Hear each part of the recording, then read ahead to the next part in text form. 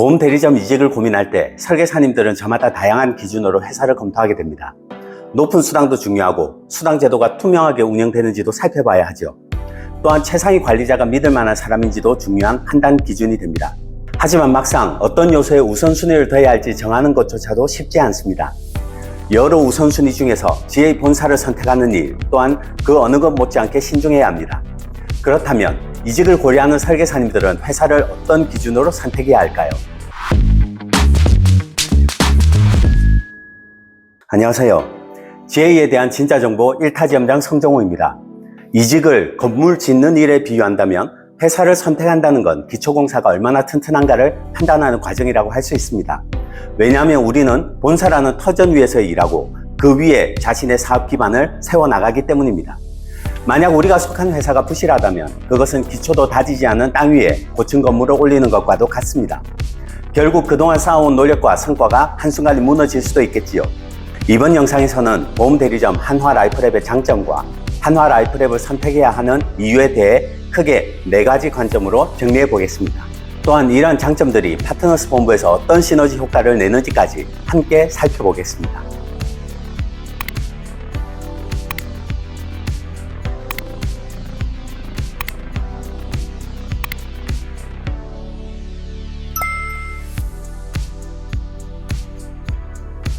한화라이프랩의 가장 큰 장점 중 하나는 자회사형 GA의 안정성과 지사형 GA의 독립성을 모두 갖췄다는 점입니다.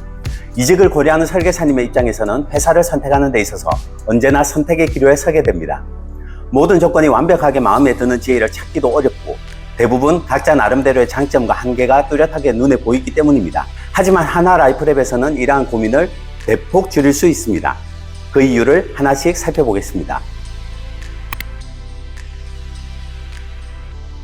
우리가 보험 설계사로서 또는 관리자로서 안정적으로 롱런하기 위해서는 GA 본사의 안정성이 필수적으로 뒷받침되어야 합니다.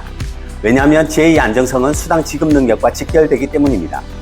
GA 본사의 주 수입원은 소속 보험 설계사님들이 체결한 보험 계약으로 발생하는 계약 수수료입니다. 이 수수료는 계약의 유지를 전제로 원수사로부터 선지급받기 때문에 예기치 못한 상황이 발생했을 때 환수에 대한 위험이 늘 존재합니다.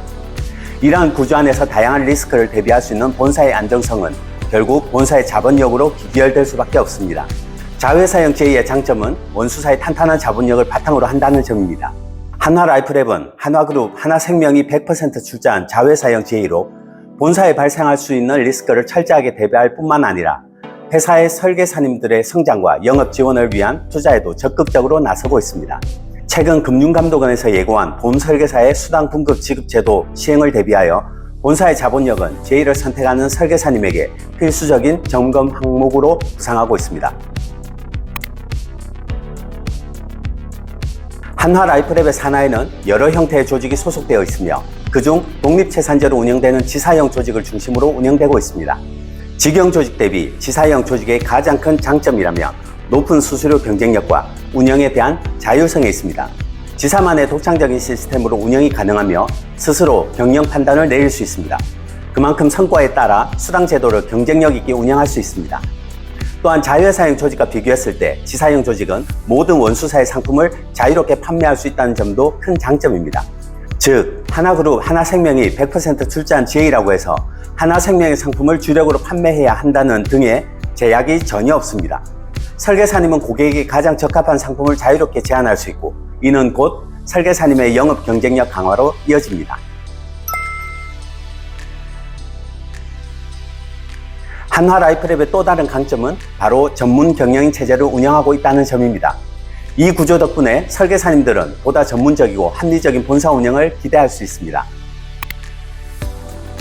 대부분의 GA 본사는 특정 오너가 설립하고 그 오너의 판단과 결정에 따라 운영되는 경우가 많습니다. GA 본사는 설립 초기에는 오너를 중심으로 공격적인 성장 전략을 펼치지만 일정 규모에 도달하면 수익과 리스크 관리 중심으로 방향이 바뀌게 됩니다. 이 과정에서 오너 리스크가 발생할 수 있는데요. 아마도 경력이 오래되신 설계사님이나 관리자 경력이 있는 분들 중에는 이러한 오너 리스크에 대해 직간접적인 경험을 가지고 있는 분이 의외로 적지 않으시리라 생각합니다. 당연히 GA 설립 초기 전략에서 오너의 잘못된 판단은 치명적일 수밖에 없습니다. 회사의 규모가 어느 정도 성장하고 나면 GA 본사 직원이 오너를 중심으로 관료주의화되는 경향이 두드러지는 점도 오너 리스크의 대표적인 사례입니다. 회사의 규정이 오너의 지시에 의해 변경되기도 합니다. 그리고 오너 개인의 이익과 본사의 정당한 활동에서 이해 충돌이 발생했을 때 본사의 정당한 업무 수행이 제외될 우려가 있습니다. 특히 내부 정치나 권력 다툼에서 애꿎은 지사 조직이나 설계사님이 피해를 보는 상황이 발생하기도 합니다. 이러한 사유들로 본사의 의사 결정이 객관성을 잃게 되면 설계사님 입장에서는 회사를 신뢰하기 어렵습니다. 이렇게 본사와 지사, 본사와 설계사 간의 파트너십이 무너질 수 있다는 점, 이것이 바로 오너 중심의 운영 구조가 가지는 리스크라고 할 수 있습니다. 한화라이프랩의 대표이사는 하나그룹에서 임명한 전문 경영인입니다. 즉, 한화라이프랩의 개인 소유주가 아닌 조직 운영 능력과 성과 중심으로 임명된 경영 전문가가 회사를 이끌고 있습니다.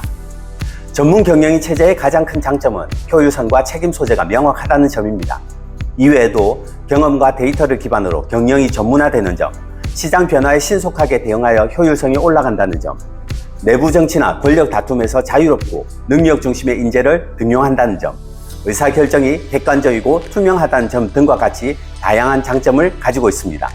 이러한 장점들은 우리와 같은 설계사들이 안심하고 일할 수 있는 환경으로 이어집니다. 왜냐하면 자칫 발생할 수 있는 회사와의 분쟁 상황에서 합리적이고 상식적인 기준으로 소통할 수 있기 때문입니다. 특히 조직 구축을 통해 관리자로 성장하려는 경력 설계사님이나 중간 관리자라면 이 부분을 반드시 주목해야 된다고 생각합니다. 본사의 운영 방향이 일관되고 공정해야 그 위에서 지사도 안정적으로 성장할 수 있기 때문입니다. 결국 한화라이프랩의 전문 경영인 체제는 설계사, 지사, 본사가 함께 신뢰 속에서 성장할 수 있는 구조를 만들어줍니다. 한화라이프랩의 본사 규정은 대부분 원수사에서 제공하거나 적용하고 있는 규정을 그대로 사용하고 있습니다. 그 중에서도 설계사님들에게 가장 직접적으로 영향을 미치는 부분은 수당 환수율과 관련한 규정입니다. 대부분의 초대형 GA는 자체 환수율을 적용하고 있습니다. 왜냐하면 수당 환수 업무에 필요한 행정인력과 비용이 GA 본사에서도 발생하기 때문입니다. 한화라이프랩은 초대형 GA의 규모와 시스템을 갖추고 있으면서도 원수사에서 제공하는 환수율을 자체 조정 없이 그대로 적용하고 있습니다. 따라서 초기 실효 시 환수율이 100%를 초과한다거나 원수사가 정한 환수 기간을 넘어 추가 환수가 발생하는 일을 찾아볼 수 없습니다. 이처럼 한화라이프랩은 설계사님의 노력에 대해 합리적인 보상 구조를 마련하고 있습니다. 또한 설계사님이나 산하지사와 관련한 징계 기준 역시 원수사의 규정을 그대로 적용하고 있습니다. 물론 보험 영업 과정에서 징계 사유가 될 만한 일은 없어야겠지만 실무에서는 본의 아니게 단순 실수나 착오로 인해 문제가 되는 상황이 생길 수도 있습니다. 이때 사안의 심각성에 비해 본사가 과도한 징계를 내린다면 설계사님의 생계에 심각한 영향을 미칠 수도 있습니다. 예를 들어 원수사에서는 단순 경고로 마무리된 사안을 GA 본사가 영업정지와 같이 과도한 징계로 처리한다면 징계를 당하는 입장에서는 불합리하다고 생각할 수밖에 없습니다. 이런 측면에서 수당 환수와 관련이 됐든 징계와 관련이 됐든 GA 본사의 자의적인 판단이 아니라 객관적이고 투명한 원수사의 규정을 그대로 적용한다는 점, 이것이 바로 설계사님에게 공정하고 예측 가능한 영업 환경을 제공하는 중요한 요소라고 생각합니다.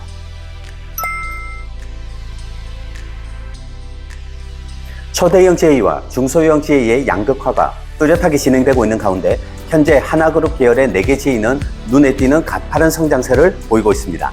최근 발표된 법인보험대리점 공시자료에 따르면 하나그룹 산하 GA 4개사의 설계사 채널 조직 규모는 약 3만 8천 명에 달하며 상반기 순이익은 1,143억 원으로 전년 대비 53% 증가하였습니다. 이러한 성장의 배경에는 하나그룹의 명확한 GA 채널 강화 전략과 맞물려 있는데요. 하나그룹 내 GA들은 설계사 수, 매출, 실적 모두 업계 최상위권을 유지하며 GA 채널 강화 전략의 핵심 축으로 자리 잡고 있습니다. 이와 더불어 한화라이프랩의 설계사 증가율과 매출 또한 빠르게 그리고 지속적으로 성장하고 있습니다. 얼마 전 발표된 금융감독원 자료에 따르면 한화라이프랩의 올해 상반기 설계사 수는 3,730명으로 지난해 말 대비 20.1% 증가하였으며 당기순이익은 전년 동기 대비 무려 77.8% 상승하였습니다.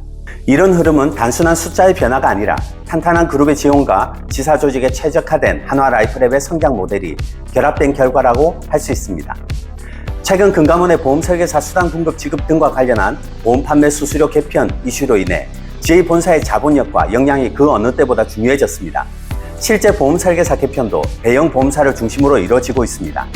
여기에는 설계사님들이 안정성이 보장되는 대형 보험사 구직을 원하는 분위기도 한몫하고 있습니다. 따라서 이직을 염두에 두고 있는 설계사님이라면 GA 본사의 자본력과 성장세를 살펴보는 것이 필수 조건이 되었습니다. 특히 리크루팅을 통해 보험 사업에 도전하는 설계사님이나 관리자라면 GA 본사의 성장세는 곧 본인의 사업 성장과도 직결됩니다. 하나그룹의 장기적인 GA 채널 성장 전략에 따라 한화라이프랩의 성장 동력 또한 풀가동되고 있습니다. 지금이야말로 그 흐름을 잇고 달리는 말에 올라타야 할 때입니다.